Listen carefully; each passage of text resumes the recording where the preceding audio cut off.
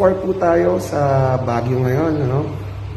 So, ika-4 na araw na naghahanap tayo ng location. So, samahan nyo kami guys sa ating location hunting adventure dito sa Baguio City. Tara guys, let's go!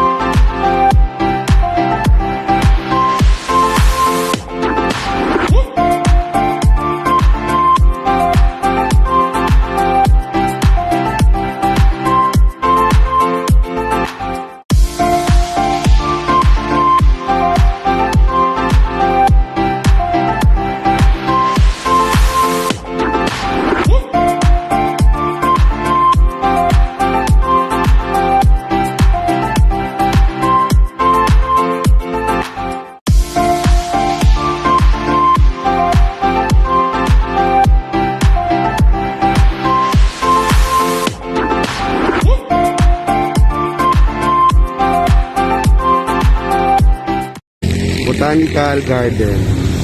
Guys, ito po yung Botanical Garden.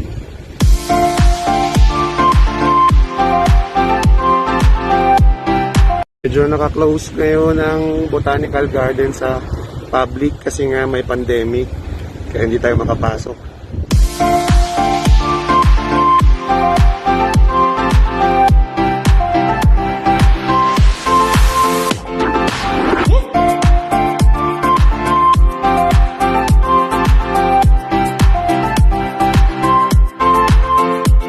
Villaroman Artwork, Baguio City.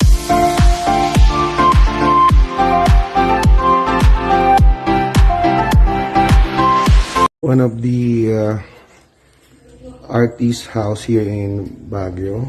Well known po siya dito sa Baguio.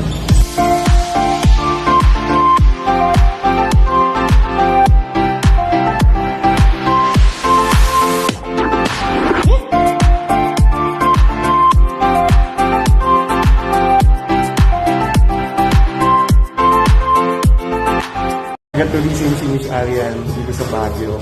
Siya po yung nag-assist sa amin maghanap ng location. Hello po. Sir, welcome to Baguio. Ang aking team, ayan. Nasa overlooking kami na na restaurant. Sir, dito tayo ngayon sa Fat Boys Yeah. House. Yan, salamat po.